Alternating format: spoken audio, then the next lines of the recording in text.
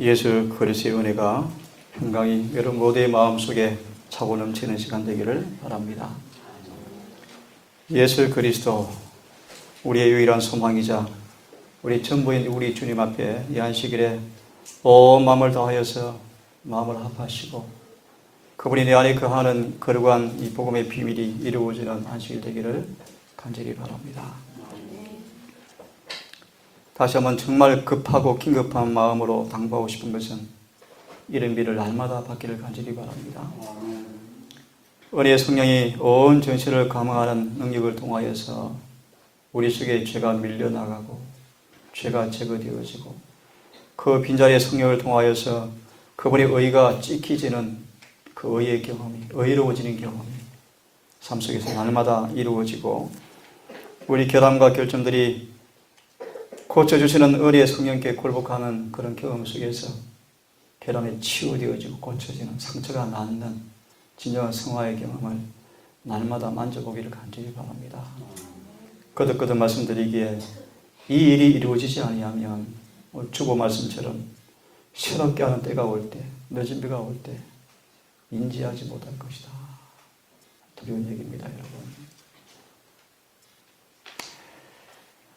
지난번도 한 교회를 방문하면서 느낀 것이지만 많은 사람의 신앙이 향방이 없는 신앙을 하고 있음을 보게 되어집니다. 향방. 표대가 없습니다. 표대. 신앙의 목적이 없습니다. 그냥 열심히 달려가요. 열심히 달려간다고 능사가 아닙니다, 여러분. 아니에요, 여러분. 그래서 이 시간에 말씀을 드리고 먼저 싶습니다. 저를 따라하십시오. 모든 사람이 구원을 받으며 진리를 아는 데 이르기를 원하노라. 구원은 진리와 직결되어 있습니다. 그래서 재림교회를 여러 번 말씀을 드립니다. 구원받기 제일 쉬운 교회가 재림교회입니다. 왜요? 그만큼 진리가 선명합니다. 진리에 대한 무지는 자족과 동의어라고 연희신 말씀하십니다. 진리에 대한 무지는 자족과 동의어다. 이게 라오디게아 교회의 특성입니다. 나는 부자라 부유하며 부족한 것이 없다. 왜 그렇습니까? 눈이 멀어 있거든요. 진리에 대한 이해가 그릇되어 있거든요. 왜 재림교회를 사단이 신신학으로 왜 장악한 줄 아십니까? 그 거짓 가르침이 피름고 그들을 거짓 경험으로 인도될 것이기 때문에 사단은 거짓말로 교인들을 지배하는 것입니다. 왜 마귀는 제칠 안수를 해서 재림교회 안에 곧바른 증언이 왜 라오디게아 교회 참된 증인의 권면이 왜 외쳐지지 못하도록 발버둥 칠까요? 그게 외쳐지면 예수님처럼 깨어날 사람이 있기 때문이에요. 사람들 막습니다. 광신이라고 막죠. 그리고 언제 세상을 포기하겠습니까, 우리가? 언제요? 언제? 재림이 멀었습니까? 아닙니다. 재림은 훨씬 더 가까웠습니다. 그런 의미에서 제가 진리의 여러 부분에서 동의하지 않지만 제가 좋아하는 한 분이 있죠. 세상을 다 포기한 분이셔요. 그분은. 그런 면에서 참 존경합니다. 그런 면에서는 존경합니다. 하여튼 진리에 합치됐으면 정말 좋겠어요. 여러분, 때가 얼마 남지 않았습니다. 준비할 때가 얼마 남지 않았습니다. 우리 시간, 짧은 시간 동안 얼마나 들을 수 있을지는 모르지만 오직 예수라라는 제목으로 같이 한번 말씀을 상고해 보기를 원합니다. 다 함께 고린도후서 5장의 말씀을 먼저 한번 성경으로 봉독한 다음 오직 예수라는 제목으로 이 시간 말씀을 같이 한번 나눠보겠습니다.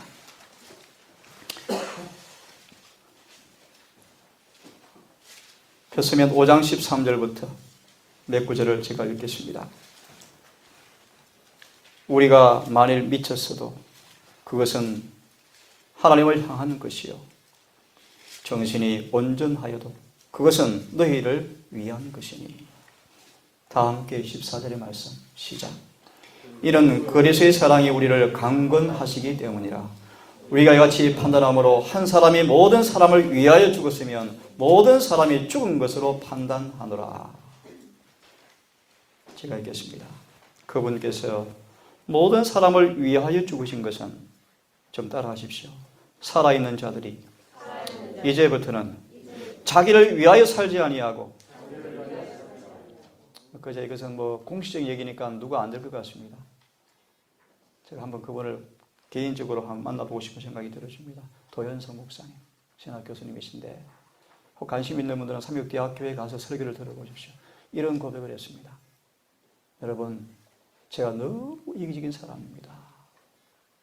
성질을 위해서 논문을 쓰고 학생들한테 좋은 평가를 받기 위해서 열심히 가르치고 자기 영광을 위해서 살았습니다. 교수가 되기 위해서 열심히 일을 써야 돼요. 논문을 써야 돼요. 그래서 참 정직한 고백하셨어요. 너무 이기적인데 어떻게 내가 남을 위해 살 수 있겠습니까? 라고 고민을 하기 시작하다가 기도를 했답니다. 한 분이 떠오르더래요. 그래서 바로 전화를 해서 오라 해서 금일봉을 전달해 드렸더만 마음이 좀 시원하더랍니다. 몸부림치는 모습을 제가 보게 되었어요. 신학 교수님이신데.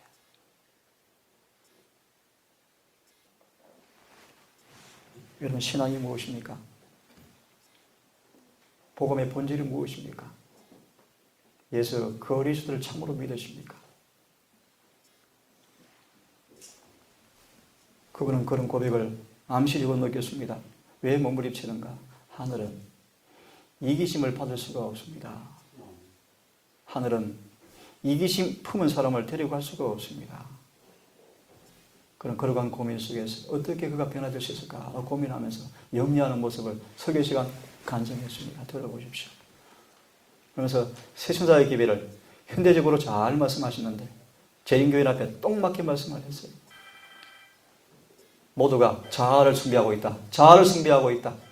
세상과 가까워지고 있다. 안식을 더럽히고 있다. 그러면서 뭐 하고 있다? 밖에 전도하고 있다. 전도하고 있다. 자, 맞겠습니다. 16절. 그러므로 이제부터 우리가 아무도 육신을 따라 살지 아니하고 참으로 우리가 그리스도도 육신을 따라 알았으나 이제부터는 그분을 더 이상 그같이 알지 아니하노라. 20절. 그러므로 하나님께서 우리를 위해서 우리를 통해서 너에게 간청하노니 이제 우리가 그리스도를 위한 대사가 되어서 그리스도를 대신해서 너희에게 간구하노니 너희는 하나님과 뭐 하라고요? 화해하라. 그 다음 같이 읽습니다. 시작. 하나님께서 죄를 알지 못한 자가 그분을 위하여 죄가 되게 하신 것은 우리가 그분 안에서 하나님의 의가 되게 하려 하심이라. 특별히 14절의 말씀처럼 이는 그리스도의 사랑이 우리를 강건하시기 때문이라. 우리가 이같이 판단함으로 한 사람이 모든 사람을 위해서 죽었으므로 모든 사람이 죽은 것으로 판단하노라. 그러므로 그분께서 모든 사람을 위해서 죽으신 것은 살아있는 사람들이 이제부터는 자신을 위해 살지 아니하고 자신을 위해 죽었다가 다시 살아나신 분을 위하여 살게 하려 하십니다. 우리 청년들, 어른들에 비해서 포기할 것이 많을지 모릅니다. 영감의 말씀은 그렇게 말씀하십니다. 예수를 위해서 포기하는 것은 따라하십시오. 특권이다. 특권이다. 바울은 모든 것을 다 버렸습니까? 그것이 뭐였다? 사실은 포기가 아니었다. 뭐였다? 특권이었다. 모세가 애굽의 모든 영화를 다 버려버리고 고난과 역경의 순종의 길을 택한 것은 포기가 아니었고 사탕 발림에 불과한 그것은 버린 것에 불과합니다. 엄밀히 말하면 예수를 위해서 포기하는 것이 거의 없습니다. 여러분. 청래계단을 보시면 그분은 우리에게 완전한 포기를 원하시지만 우리에게 있어서 우리에게 유익한 것은 한 번도 버리라고 요구한 적이 없는 분이시죠. 오늘 이 시간 다 드릴 수는 없을지 모르지만 오직 예수란 제목의 말씀 앞에서 이분을 정말 오직 예수, 온 마음과 온 심령과 뜻과 목숨을 다하여 힘을 다하여 여호와를 사랑하는 예수를 사랑하는 그 헌신의 경험을 통하여서 믿음과 받으심, 거듭나고 제자가 되어지고 자라나는 경험을 있기를 간절히 바라면서 이 시간 말씀을 같이 한번 살펴보겠습니다. 이 말씀은 베나사렛 관계의 말씀인데 제자들이 눈을 들고 보매 오직 예수 외에는 아무도 보이지 아니하더라. 저희가 이 말씀을 듣고 양심의 가책을 받아 어른으로 시작하여 젊은이까지 하나씩 나가고 오직 예수와 그 가운데 서는 여자만 남았더라. 예수와 여자만 남았더라. 바울은 이렇게 말씀하십니다. 사람이 의롭게 되는 것은 율법의 행위에서 난 것이 아니요 오직 예수 그리스도를 믿음으로 말미암은 줄 아는 거로. 우리도 그리스도 예수를 믿나니 이는 우리가 율법의 행위에서가 아니고 그리스도를 믿음으로써 의롭다함을 얻으려 함이라. 율법의 행위로서는 의롭다함을 얻을 육체가 아무도 없다. 오직 예수를 통해서만 우리가 의로울 수가 있다.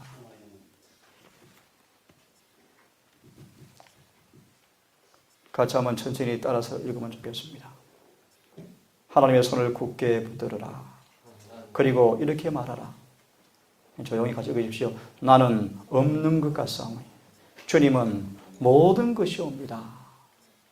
당신께서 너희가 나를 떠나서는 아무것도 할 수 없느니라고 하셨사오니 주여 제가 주님 안에 있기 위해서 내 속에 주님을 모셔야 하겠습니다. 이렇게 기도하라는 것입니다. 그 다음에 예수 그리스도 안에 있는 산믿음으로 한 발자국씩 전진하라. 같이 읽습니다. 시작. 이것이 그들의 멍에 곧 순종의 멍에를 매는 방법이다. 마태 11장 28절 잘 아시죠? 29절. 내 멍에를 베고 내게 배우라. 이 멍에는 어떤 멍에입니까? 순종의 멍에이다. 이 멍에를 매는 방법을 말씀하십니다. 이런 기도를 하시고 주여 내 안에 주님 모시기 원합니다. 나의 모든 것은 당신 것입니다. 라고 고백한다. 예수 안에 있는 믿음으로 예수 안에 있는 산믿음이라는 말의 의미를 한마디로 말하면요. 자부인 그런 뜻이. 자신을 완전히 부인하는 게 예수 믿음이에요. 기초예요. 기초. 그리고 한 발자국씩 그분께서 말씀하신 대로 전진하라. 순종하라. 그분이 주신 빛대로 순종하라. 그분이 말씀하셨으면 예하고 가라. 아브라함처럼 따지고 묻지 않고 그분이 말씀하셨으므로 그는 순종했다. 이렇게 하면 이것이 뭐 하는 것이다? 멍에를 매는 것이다. 곧 이것이 어떤 멍에다? 순종의 멍에이다. 그래서 이런 예내신의 권면이 있어요. 이런 믿음이 깊어지기 원하십니까? 이런 표현이 있습니다. 순종함으로 믿음이 깊어진다. 순종은 더 깊은 우물에서 길을 마시는 경험이 순종이고 그런 경험을 할 때마다 믿음은 더 어떻게 될까요? 깊어져 가요. 그래서 로마서 1장 17절, 로마서 4장의 말씀. 믿음으로 이르게 하나니. 현재의 믿음에서 더 깊이 깨달아지고 더 깊어져서 역사하는 믿음. 한마디로 말합니다. 아브라함처럼 창세기 22장. 그분의 말씀 앞에 무조건적인 헌신 순종. 이것이 사랑으로 역사하는 믿음이에요. 아무런 저항과 반대와 불만과 불평과 의심을 달지 않고 그분이 말씀하셨으면 그대로 아멘하는 이 믿음. 이것이 사랑으로 역사하는 믿음입니다. 100%의 믿음이요. 이 믿음의 위에서는 멍에를 매는 방법들을 경험해 나가라고 말씀하십니다. 그러므로 함께 하늘에 부르심을 입은 형제들아, 거룩한 형제들아, 우리의 믿는 도리의 사도시며 대제사장이신 예수를 깊이 생각하라. 우리를 주님께서 신의 성품의 참여자로 부르셨습니다. 우리를 왜 부르셨습니까? 거룩함의 참여토록 부르셨습니다. 이 말씀을 인간의 지성으로 이해하기 어렵지만 놀라운 말씀입니다. 이 타락한 인간을 신의 성품의 참여자로 부르셨습니다. 예내실 말씀 보시면 하늘에 가게 되어질 때 우리 구원받은 인간이 갖는 생명을 예내실은 묘사하기를 하나님과 방불한 생명을 갖게 되어진다. 참 놀라운 표현이죠. 타락 전에 아담은 그런 생명이 아니었습니다. 그죠? 죄를 짓기 전일지라도 아담은 그런 생명이 아니었습니다. 영원한 생명이 아니었습니다. 한정된 흙에 속한 생명이었습니다. 이런 우리 인간이 타락하여서 버러지가 되었고 벌레가 되었고 사망의 종이 되었지만 구원받은 성도들 앞에 하나님과 방불한 생명을 갖게 될 것이다. 이것이 복음의 목적이다. 참 놀랍죠. 이런 영생을 주려고 그분께서 이 땅에 오셔서 십자가에 돌아가시고 지금 중보하시고 우리를 위해서 오실 것입니다. 신의 성품에 참여하기를 원하는 사람들은 모두 다 정욕으로 인하여 세상에 썩어질 것을 피해야 하고 마음의 악한 상상을 대항해서 열렬하고도 지속적인 영혼의 투쟁이 있어야 한다. 이번에 가니까 한 분이 저한테 주문을 했습니다. 이번에 설교를 하실 때 이 부분을 좀 강조해 달래요. 왜냐하면 지금 재림교회 이상 가르침이 들어왔는데 썩어질 것을 피하고 마음의 악한 상상을 대항하기 위해서 열렬하고 지속적인 노력을 하는 것을 율법주의처럼 자꾸 치부해버려요. 절대로 그렇지 않습니다. 이런 노력 없이 절대로 성화되지 않습니다, 여러분. 사단은 그분의 피의 효력이 끝나기를 기다리고 있대요. 그분의 피의 효력이. 예수의 피의 효력이 끝날 때까지 마귀는 기다리고 있대요. 어떤 교인들을 속이기 위해서. 피의 효력이 그친다. 피는 몇 번 말씀을 드렸습니다. 세 가지 기능이 있다고 말씀드렸죠. 세 가지. 용서와 승리와 도말이요. 피는 죄에 대한 용서만 주는 것이 피가 아닙니다. 그분의 피는 이김을 주십니다. 승리를 주십니다. 죄의 도말을 주실 것입니다. 그것이 속죄의 피예요. 속죄의 피. 십자가가 뭔가? 십자가는 속죄의 조건이 완성된 거예요. 조건이. 구원이 완성된 것이 아니고 십자가는 속죄의 조건이 완성되었습니다. 속죄의 조건이 무엇입니까? 용서의 용서. 용서받은 사람만 속죄받아요. 그럼 용서가 뭔가? 단순히 죄를 면해주는 것이 아니죠. 과거의 죄를 사면하고 정죄에서 면제해 주시고 그들 속에 그분의 의를 성령으로 넣어주어서 성령 충만으로 그들을 이제 더 이상 죄에서 살지 않고 의롭게 살게 만드는 것까지가 용서입니다. 용서. 이런 사람들이 속죄를 받을 수가 있는데 그때 피는 용서가 아니에요. 이미 용서받고 변화된 사람들의 승리하고 극복해서 이겨놓은 모든 죄의 흔적을 지우는 것이 피의 능력이요. 이것이 속죄예요. 속죄. 지금은 속죄받는 때입니다. 여러분. 속히 성소 안으로 들어가셔야 성소 안으로. 성소 안은 로마서 5장 1절로 5절의 말씀처럼 예수님 안에를 가리켜요. 예수님 안에를. 예수님 안에서 옷을 벌거벗지 않고 입고 옷을 입고 성령 안에서 살아보셔야 합니다. 자, 생각과 행동으로 죄를 치어리는 유혹을 굳굳이 저항해야 한다. 저항은 누가 해야 돼요? 우리 예신이가 제가 지난번에 왔을 때 내가 상담을 할 때 내가 얘기해서 예신아 소설과 문학은 무서운 거야. 얼마나 무서운 건지 아니? 그 종착점이 뭐냐 하면 예수를 파괴시키고 예수 없는 또 다른 종교를 만드는 것이 문학의 종점이요. 맞아 안 맞아 예신아? 이게 해체신학이에요. 해체신학. 그래서 절대 아이들에게 소설책 읽지 말라는 거예요. 소설책을. 절대로. 동화책 읽지 말라는 거예요. 동화책을.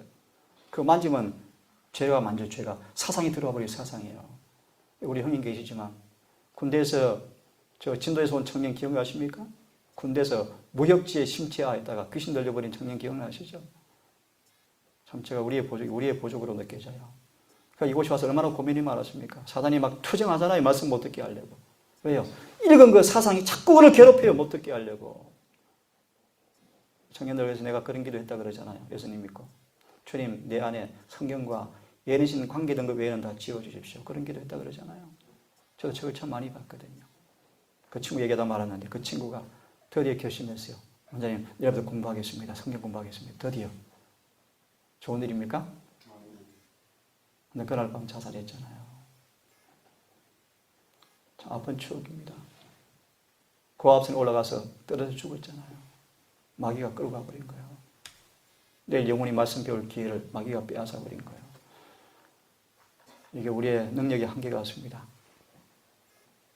우리 교회가 더 깊이 회개하고 한 영혼을 맡겼는데 우리 관리하지 못한 책임이 있는 거예요. 저는 그렇게 생각이 들으십니다. 참 안쓰럽죠? 조금 다른 얘기를 드렸는데 시온아 알아들어? 얼마나 그런 책이 무슨 줄 알아? 예배 시간이다 그지? 집중해봐 끝나간다? 옳지 이쁘다. 그래서 우리 예진이가 그걸 동의하고 맞아요 원장님 맞아요. 문학이 그런 책이었어요. 문학이 그런 책이었어요. 생각과 행동으로 죄를 치어리는 유혹을 굳굳이 저항해야 한다. 그들을 지켜서 넘어지지 않게 하실 수 있는 분을 믿음으로써 모든 더러운 곳에서 그들의 영혼이 더럽혀지지 않도록 잘 보존해야 한다. 우리는 우리 영원한 근원에 속한 그들을 솔직하고 진지하게 생각하면서 성경을 명상해야 한다. 예수의 무한하신 자비와 사랑과 우리를 위해서 치르신 희생은 가장 심각하고 엄숙한 마음으로 명상할 필요가 있다. 우리는 우리의 살아신 구주시요 중보자이신 분의 품성을 깊이 생각해야 한다. 우리는 구속의 경륜의 의미를 깨달아야 하며 자기 백성들을 저희 죄 가운데 구원하러 오신 그분의 사명을 명상해야 한다. 하늘에 속한 주제들을 계속 명상하면 우리 믿음과 사랑은 더욱더 강해지고 우리 기도는 점점 더 하나님께서 간합될 만한 기도로 하게 되어지고, 왜냐하면 우리의 기도에 믿음과 사랑을 점점 더 많이 포함시키기 때문이다. 더욱 총명하고 열성적인 사람이 될 것이며 예수에 대한 확신이 항구적인 것이 될 것이며 하나님께 나오는 사람들을 최대한으로 구원하기 위해서 예수께서는 기쁨으로 그분 일을 하실 것인데 그의 능력이 얼마나 큰 사실을 매일매일 생생하게 경험하게 될 것이다. 같이 한번 읽어보겠습니다. 자, 시작. 나는 하나님께 죄를 지었다. 그러나 예수께서 나의 변호사이시다. 나는 그 율법을 범했다. 난 나 자신을 구할 수 없지만 갈바리의 십자가에서 흘린 보혈로 나의 강구를 드린다. 나는 아담으로 인해 잃어버림바 되었으나 그리스도 안에서 회복되었다. 세상을 이처럼 사랑하사 독생자를 죽도록 주신 하나님께서는 회개하고 통회하는 마음을 가진 나를 버리지 않으실 것이다. 나는 무가치 않은 인생이므로 하나님께서 나를 보지 않으실지라도 그분께서 택하신 분이신 나의 담보자이시오 보증인이신 분을 바라볼 것이며 내가 그분 안에서 하나님의 의가 될 수 있도록 내 죄를 위해 돌아가신 나의 변호자의 간구를 들으실 것이다. 그분을 바라봄으로 나는 그분의 형상으로 변화될 것이다. 나는 모든 나의 선함과 의와 자비와 진리를 지닌 분의 은혜에 참여하지 않고서는 스스로 풍성을 바꿀 수가 없다. 그러나 그분을 바라봄으로 그분의 정신을 부여받고 그분 형상으로 변화되리라 라고 말할 수 있는 사람들은 복 있는 사람들이다. 이런 복을 우리 여러분 누리십시다. 이런 복 받읍시다. 예수님은 참 귀한 표현입니다. 인간에 대한 하나님의 대표자시고 하나님께 대한 인간의 대표자이시다. 그는 사람의 대속자와 보증인으로서 이 세상에 오셨다. 회개하고 돌아와서 충성하는 사람들을 모두 다 온전히 구원할 수가 있다. 다시 같이 따라하겠습니다. 그는 같이 시작. 그는 회개하고 돌아와 충성하는 사람들을 모두 다 온전히 구원할 수가 있다. 그래서 여러분 잊지 마세요. 칭의는 충성을 조건으로 주시는 선물입니다. 여러분. 침례 틈번 받으면 어렵다는 것이 절대 아닙니다. 여러분. 형식이 아닙니다. 진정으로 회개하고 다시는 죄를 짓겠기를 결심하고 온 마음과 온 뜻을 주님께 바치기로 충성한 사람을 또 충성의 조건으로 우리의 죄를 용서하시는 거예요. 그러므로 무조건적 용서가 어디 있습니까? 세상에 여러분. 그런 말이 어디 있습니까? 성경에. 이빨린 말이에요. 그런 말씀이 성경에 없습니다. 여러분. 아무리 성경을 보세요. 다만 용서받을 수 있는 담은 없습니다. 왜요? 우리 스스로 회개할 수 없는 사람이죠. 그분께 나아가야만 회개합니다. 그죠? 그분께 나아가야만 회개할 수 있고 회개해야만 용서받을 수 있죠. 그러므로 그분께 나아가기 위한 장벽은 없습니다. 누구나 나아갈 수 있죠. 하지만 용서는 충성을 조건으로 주어지는 선물입니다. 여러분. 이걸 잊으면 안 돼요. 칭에 대한 예수님 말씀 그렇게 되어 있죠. 진정한 회개와 자복과 헌신과 충성을 조건으로 믿음으로 의지를 온전히 그분께 바치는 지점에 가게 되었을 때 어렵다 인정받으신다. 그렇게 되어 있습니다. 그런 의미에서 대부분 재림교인들이 침례를 받고 들어오지만 어렵다 하고 받는 사람은 거의 없습니다. 그런 전도 아무리 많이 해보세요. 교제 확정받게 되지 않습니다. 그래서 와이프는 분명히 말씀하시는 것입니다. 재림교인 가운데 극소수가 구원받을 것이다. 지난번 제가 집회를 하니까 장로님이 손을 들고 질문을 했습니다. 그러면 박 원장님, 우리 어떻게 전도해야 합니까? 라고 막 질문하셨어요. 한마디로 말, 전도가 뭔가? 전도는 채석장에서 산도를 캐내는 사람이 전도예요. 전도. 전도는 안식이 맞습니다. 뭐 맞습니다. 침례주고 건강 요리해서 그런 게 전도가 아니에요. 여러분. 전도의 궁극적인 전도의 온 목적은 내가 구원을 경험하고 내가 산돌이 되어서 예수 안에 한 교회로 지어져가는 경험을 나누어줘서 그들도 산돌이 되게 해서 한 교회로 지어져가는 것이 전도예요. 여러분. 숫자 늘리는 게 전도가 아닙니다. 여러분. 그래서 전도자가 되기 위해서 이번 우리 교과가 제가 일부러 안 다룹니다. 왜요? 여러분 먼저 제자가 되셔야 돼요. 제자가. 그래야 제자를 가리키죠. 이 말씀도 생각이 납니다. 지금은 그분이 세우지 않은 사람들이 앞을 달려나가서 전도하고 있지만 다 뽑힐 것이다. 늦은 몇 때는 그분께서 세우신 사람만 일을 하게 될 것이다. 여러분 깊이 명상하십시오. 여러분. 지금은 아무나 할 수 있습니다. 조직이 인정해 주면 할 수 있습니다. 신앙 나오면 할 수 있습니다.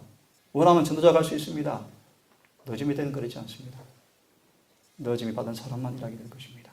누굽니까? 자,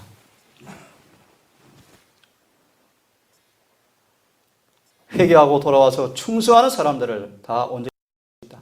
그의 의를 인하여 그런 사람을 유리한 입장에 놓을 수가 있다. 우리 유월절 양이신 그리스도께서 우리를 위해서 희생이 되셨다. 그가 죄 없는 그의 귀한 생명을 주사 영원한 파멸에서 죄 많은 인간을 구원하셨으니 이는 그들이 그분을 믿음으로 하나님의 보좌 앞에 죄 없는 자로 서게 하려 하십니다. 이 말씀을 녹음이 되니까 참 부담스럽네요. 그냥 참 같이 하면 좋겠는데. 원래 이스라엘 백성들의 설교는 이런 설교가 아니었대요. 주고받고 대화하고 참 그 이스라엘 모습이었다는데 표덕이하게 또 이렇게 해서 미안합니다. 주님께서 이 의미를 깊이 명상해 보십시오. 인류를 위한 담보물이었고 또 뭐였다? 대사였다. 인류를 위한 담보물이란 것은 참 예니시 놀랍습니다. 너무 선이 깨끗하잖아요. 당신의 의로서 인류를 대신하여 율법의 요구를 만족시켰다는 뜻이며 담보물로 탁 내놓으시고 우리 용서해 주시는 것입니다. 두 번째, 하나님의 대사라고 하는 것은 타락한 인류에게 하나님의 품성을 나타내시기 위해서 하나님의 대리자가 되셨다는 뜻이다. 왜 담보물이란 말의 의미가 뭐라고요? 율법의 의를 다 만족시켜 주셨다. 다시 말해 예신이가 진정으로 회개하면 주님이 용서해 주셔. 왜 용서해 줄까? 그 담보물 때문이야. 담보물이 두 가지 의미가 있어요. 예신이의 과거의 죄를 속해주는 값으로 지불되어지고 또 예신이의 삶 속에 담보로 내어놓고 예신아 빚 못 갚으면 담보물 팔아치워야 되잖아. 그지? 다시는 예신이가 빚지지 않는 삶을 살 수 있도록 담보가 늘 그에게 제시가 될 거예요. 그 말의 의미는 예신이의 삶 속에서 그분의 온전한 의가 전가되어서 예신이의 삶 속에 더 이상 빚지지 않는 삶을 살도록 했다 뜻이 담보물이라는 뜻입니다. 대사가 뭐라고요? 대사가? 그분의 품성을 우리에게 다 나타내셨다. 왜 그렇습니까? 이런 의미가 있죠. 우리의 모본이시다. 모본이시다. 어떻게 용서받은 죄인이 어떻게 아버지의 품성을 형성해서 그분의 거룩한 영혼의 처소, 성전이 지어져 가는가를 예수님이 몸소 보이신 거예요. 그런 의미가 대사라는 말 속에 포함되어 있습니다.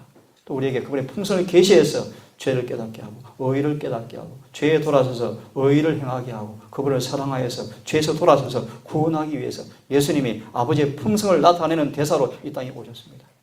오직 그분밖에 없죠. 그죠? 예수님만이 오직 그분만이 담보물이시고 대사이십니다.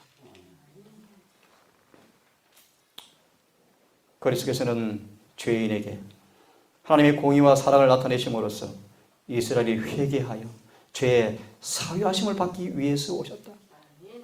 죄인이 예수께서 십자가상에서 죄인의 범죄의 고통을 맛보시며 죄의 형벌을 받으시는 것을 바라볼 때 십자가의 죽음의 두려운 표현으로서 악에 대한 하나님의 정오심과 타락한 인간을 향한 하나님의 사랑을 바라보게 될 때 거룩하고 의로우시며 선한 율법을 범한 자신의 죄를 깨닫고 하나님께 향하여 회개하게 될 것이다. 그는 생애의 중심이 되시고 거룩하신 구세주께서 자신의 대치물이 되시고 담보물이 되었으며 대언자가 되셨기 때문에 그리스도를 믿는 믿음을 활용할 것이다. 담보물, 대치물 또 뭐가 되었어요? 대언자가 또 되었다. 하나님께서 회개한 죄인에게 당신의 자비와 진리를 보여주시며 당신의 사유하심과 사랑을 베풀어 줄 수가 있으시다. 왜요? 그분만이 유일한 담보물이시고 대사셨고 대언자이기 때문입니다. 오직 그분만이 우리에게 중보할 수 있는 권한이 주어졌고 그분만이 우리를 심판할 권세가 주어졌고 그분만이 우리에게 회개할 죄인에게 용서를 주시는 유일한 분이 우리 주님이십니다. 산상보를 보시면 율법의 특성과 하나의 품성에 대한 원리가 공개되어 있습니다. 여러 번 말씀을 드렸죠. 참고로 하나 더 언급합니다. 요한계시록 14장 12절이 무엇입니까? 세 천사의 기별의 결과로 만들어지는 마지막 성도들의 모습이죠. 그것이 구체적으로 무엇인가? 그것이 산상보훈이래요. 다시 말합니다. 하나님의 계명을 지키며 예수 믿음을 지키는 자가 여기 있다. 그들이 어떤 특성의 사람들인가? 산상보훈이다. 산상보훈. 읽어보십시오. 정노의 계단은 예수께로 나아가는 구원의 계단을 설명하고 있고, 산상보훈은 하늘에 갈 신민의 특성, 품성의 묘사를 하고 있고, 시대의 소망은 우리 모본 되신 그분의 품성의 모습, 그분의 복음의 내용을 설명하고 있고, 각 시대 대쟁투성학은 우리에게 그 가는 길에 있어서 마귀의 관계와 그의 유혹과 거짓말이 다 공포되어서 성공적으로 마귀를 이길 수 있도록 마귀의 정체를 폭로한 책이 대쟁투성학입니다. 이런 선물들 여러분 정말 많이 누리시고 많이 연구하셔서 넉넉히 구원받는 지혜로운 백성 되기를 간절히 바랍니다. 자, 이 말씀만 읽고 또 마무리해야 될 것 같은데요. 자, 율법과 하나님 본성에 대한 위대한 원리가 산상에서 하신 그리스도의 말씀 가운데 구체적으로 나타나 있다. 우리 재원 형제 산상본 아직 안 읽어봤죠? 그런 책들은 얇아요. 얇으니까 짜투리 시간 이용해가지고 한 챕터씩 읽어나가세요. 그래서 다시 반복해서 읽어, 여러 번 읽어. 고서 역사만큼은, 10권만큼은, 그 책만큼은 정말 열심히 봐야 돼. 다니엘 없나? 시연아? 다니엘 어디 갔어요? 출장 갔나? 누구든지 말씀 위에 집을 짓는 사람들은 그리스도 곧 만세의 반석 위에 집을 짓고 있다. 어디 위에 집을 짓는 사람입니까? 말씀 위에. 말씀 위에. 율법과 증거에 맞지 아니하면 아시죠? 말씀을 받아들임으로, 이 말씀도 참 중요한 얘기네요. 말씀을 받아들임으로 우리는 그리스도를 받아들이게 되어지는 것이다. 그리고 그분의 말씀을 받아들인 사람만이 그분 위에 집을 짓고 있는 사람들이다. 닦아둔 것 외에 능히 다른 틀을 닦아둘 자가 없으니 이 틀은 곧 예수 그리스도시라. 다른 이로서는 구원을 얻을 수 없나니 천하 인간의 구원을 얻을 만한 다른 이름을 우리에게 주신 일이 없습니다. 오직 예수. 하나님의 계시이신, 다시 말해 그분의 품성과 그분의 율법과 그분의 사랑과 그분의 생명의 현현이신 그리스도께서만이 우리가 영구적인 품성을 세울 수 있는 유일한 기초이시다. 이분 위에 세워지길 바랍니다. 이분 위에. 이 말씀 읽고 마치겠습니다. 처음 본 성경 구절입니다. 제자들이 오직 예수 외에는 아무것도 보지 못했다. 오직 예수. 이 말 속에 초대 교회의 역사를 특징 짓는 생명과 능력의 비밀이 내포되어 있다. 오직 예수. 제자들이 처음으로 그리스도의 말씀을 들었을 때 그들은 그분의 피를 느꼈고 그분을 찾았고 발견했으며 따랐다. 피를 느꼈고 찾았고 발견했으며 뭐했다? 만났다. 성전에서 산기슭에서 들에서 그리스도와 함께 있었다. 그들은 마치 선생과 함께 있는 학생들처럼 날마다 그분에게서 영원한 진리의 교훈을 받았다. 구제 성천 후에도 사랑과 빛으로 충만한 하나님 임재에 대한 의식이 여전히 그들과 함께하였고, 그 비결이 무엇입니까? 성령의 임재였죠. 그것은 인격적인 임재였다. 함께 거니고 담화하시고 기도하시고 희망과 안위의 평안의 기별을 전하시는 중에 하늘로 들리고 가신 그분께서 항상 함께 계셨다.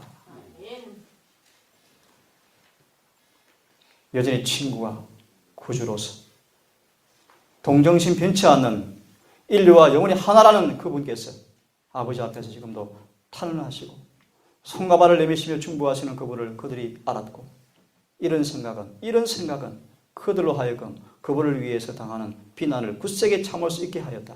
그분과 연합은 그가 몸소 그들과 함께 계시던 때보다 지금 더욱더 강하였다. 참 놀라운 말씀이. 다시 보세요. 그분과의 연합은 성전 이후에 성령의 임재를 통하여서 그가 몸소 그들과 함께 계시던 때보다 지금 더욱더 뭐야 하였다? 강하였다. 그래서 성령을 주님 떠나가시는 것이 뭐하라? 더 유익이다.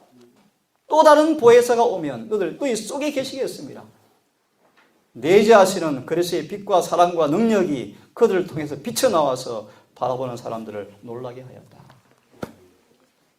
이 예수님을 여러분 우리의 대치물이 되시고 유일한 담보일이 되시고 대사가 되시고 대언자가 되신 이 주님, 이분을 떠나서는 생명도 영생도 죄에 대한 승리도 용서도 없습니다. 오직 이분 위에만 집을 지을 수가 있습니다. 이 예수님을, 오직 예수님을 사도시대 초기 사도들처럼 생생한 감동으로 더 강한 임재의 경험을 통하여서 그분의 빛과 능력이 우리를 통해서 증거되어지는 그런 반사자가 되어지는 교회로 거듭나기를 간절히 바랍니다.